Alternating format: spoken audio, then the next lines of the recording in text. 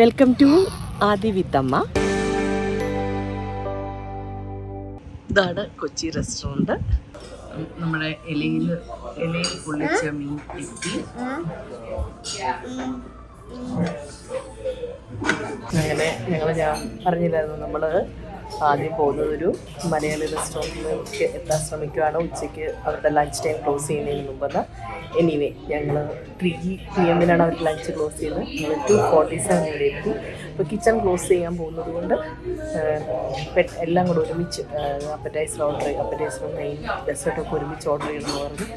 അപ്പോൾ ഞങ്ങൾ ഒരു മീൻ പൊള്ളിച്ച് ഓർഡർ ചെയ്തു, കപ്പ മീൻ ഓർഡർ ചെയ്തു, ഒരു നെയ്ക്ക് ചപ്പാത്തി വിത്ത് ബട്ടർ, പിന്നെ ഒരു കേരള ബിരിയാണി, പിന്നെ ഒരു അടപ്പായസം.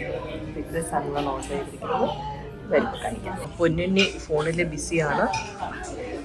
ഇവിടെ അല്ലെങ്കിൽ ബഹളം വെക്കും, അതുകൊണ്ട് ഞങ്ങൾ ഫോൺ കൊടുത്ത് ഇരുത്തിയിരിക്കുകയാണ്. ഫോൺ കുട്ടികൾക്ക് അങ്ങനെ കൊടുക്കുന്നത് നല്ലതല്ലെന്ന് അറിയാം, പക്ഷേ പലപ്പോഴും നമ്മളൊരു കൺവീനിയൻസിൻ്റെ ഭാഗമായിട്ട് ഫോൺ കൊടുത്ത് ഇരുത്താറുണ്ട്. ഇങ്ങനെ അവനെ ഫോൺ കൊടുത്ത് ഇരുത്തിയിട്ട് നമ്മൾ ഫുഡ് കഴിക്കാൻ റെഡിയാവുകയാണ്. പൊന്നുണ്ണി ചപ്പാത്തിയും മീനും കൂടെ കഴിക്കുകയാണ്.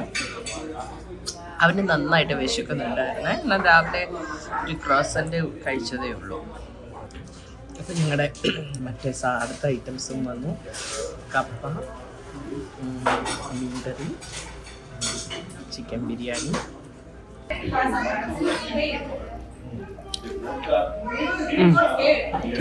ഇത് നല്ല കേട്ടോ, നമ്മുടെ മലബാർ ചിക്കൻ ബിരിയാണിയുടെ ടേസ്റ്റ്, ഒരു പൈനാപ്പിളിൻ്റെ ടേസ്റ്റൊക്കെ ഉണ്ട്. എനിക്ക് നന്നായിട്ട് ഇഷ്ടപ്പെട്ടു.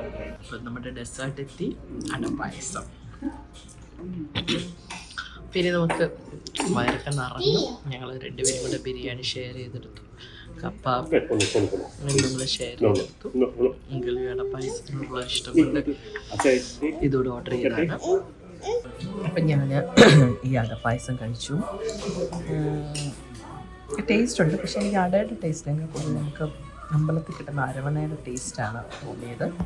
അങ്ങനെ ഞങ്ങൾ വെർജീനിയ, മേരിലാൻഡ്, ഡെലിവേർ, ന്യൂജേഴ്സി, കന്നഡിക്കട്ട് ഇത്രയും പാസ് ചെയ്ത് റോഡ് ഐലൻഡിലെത്തി. നമ്മളിവിടെയാണ് സ്റ്റേ ചെയ്യുന്നത്.